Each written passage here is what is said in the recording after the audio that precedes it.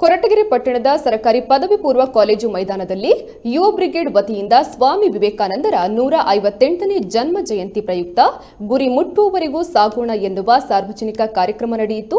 ಕಾರ್ಯಕ್ರಮದ ದಿವ್ಯ ಉಪಸ್ಥಿತಿಯನ್ನು ವಹಿಸಿದ ಸಿದ್ದರಬೆಟ್ಟದ ಬಾಳೆಹೊನ್ನೂರು ಕಾಸಾ ಶಾಖಾ ಮಠದ ಪೀಠಾಧ್ಯಕ್ಷರಾದ ವೀರಭದ್ರ ಶಿವಾಚಾರ್ಯ ಸ್ವಾಮೀಜಿ ಮಾತನಾಡಿ, ಸ್ವಾಮಿ ವಿವೇಕಾನಂದರ ಜನ್ಮದಿನೋತ್ಸವಕ್ಕೆ ನಿಜವಾದ ಅರ್ಥ ಬರಬೇಕಾದ್ರೆ ಅವರ ಬದುಕಿನ ತತ್ವ ಆದರ್ಶಗಳನ್ನು ನಮ್ಮ ಬದುಕಿನಲ್ಲಿ ರೂಢಿಸಿಕೊಳ್ಳಬೇಕು ಎಂದು ಹೇಳಿದ್ರು.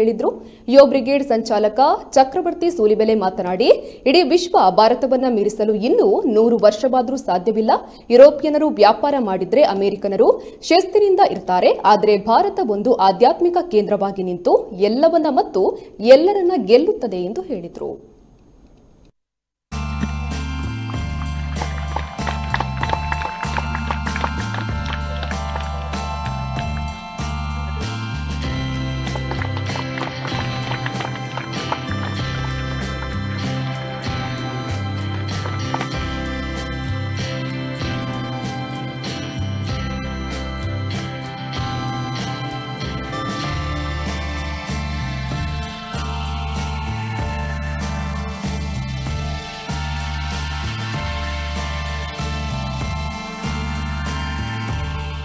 ಮೇನ್ ಡೋರ್ ತೆಗಿ, ಅವ್ರ ಹತ್ರ ಹೋಗು, ಅವ್ರ ಕಣ್ಣೀರು ಒರೆಸ್ಲಿಕ್ಕೆ ಪ್ರಯತ್ನ ಪಡು, ಅಲ್ಲಿ ನಿನಗೆ ನಿಜವಾದ ಧ್ಯಾನ ಸಿದ್ಧಿಸುತ್ತೆ ಅಂತ ವಿವೇಕಾನಂದರು ಹೇಳ್ತಾರಲ್ಲ.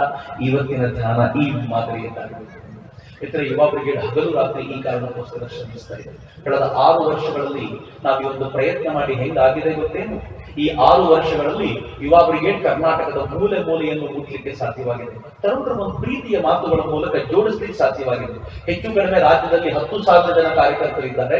ನಾಳೆ ಕೊರಟಗೆರೆಯಲ್ಲಿ ಒಂದು ಕೆಲಸ ಇದೆ ಕಣ್ರಪ್ಪ, ಬನ್ನಿ ಅಂತ ಕರೆದ್ರೆ ಒಂದು 2,000 ಜನ ರಾಜ್ಯಾದ್ಯಂತ ಎಲ್ಲರೂ ತಮ್ಮ ಖರ್ಚಲ್ಲಿ ಕೊರಟಗೆರೆಗೆ ಬಂದು ತಮ್ಮ ಕೆಲಸ ಮುಗಿಸಿ ತಂಪಾಡಿತ ವಾಪಸ್ ಹೋಗ್ತಾರೆ. ನೀವು ಊಟ ಕೊಡ್ತಿರೋ ಇಲ್ವೋ ಅಂತಾನು ಕೇಳದ ಸ್ಥಿತಿಯಲ್ಲಿ ಇರುವಂತ ಒಂದು 2,000 ಜನ ಪ್ರಖರ ಕಾರ್ಯಕರ್ತರಿರೋದಿದೆಯಲ್ಲ, ಸುಮ್ಮನೆ ಸಂಗತಿ ಅಲ್ಲ. ಇದುವರೆಗೂ ರಾಜ್ಯದಲ್ಲಿ 300ಕ್ಕೂ ಹೆಚ್ಚು ಕಲ್ಯಾಣಿಗಳನ್ನ ಸ್ವಚ್ಛ ಮಾಡಲಾಗಿದೆ. 9ಕ್ಕೂ ಹೆಚ್ಚು ನದಿಗಳನ್ನು ಸ್ವಚ್ಛ ಮಾಡಿದ್ದೀವಿ. ಎಲ್ಲೆಲ್ಲ ನಾವು ನದಿಗಳನ್ನ ಸ್ವಚ್ಛ ಮಾಡಿದೀವೋ ಅಲ್ಲೆಲ್ಲ ಆ ನದಿ ಉಕ್ಕಿ ಉಕ್ಕಿ ಹರಿಯುವಂತ ವಾತಾವರಣ ನಿರ್ಮಾಣ ಆಗಿದೆ. ನಾವು ಕಪಿಲೆಯನ್ನ ಸ್ವಚ್ಛ ಮಾಡಿ ಕಪಿಲೆಗೆ ಆರತಿ ಮಾಡ್ತೀವಿ.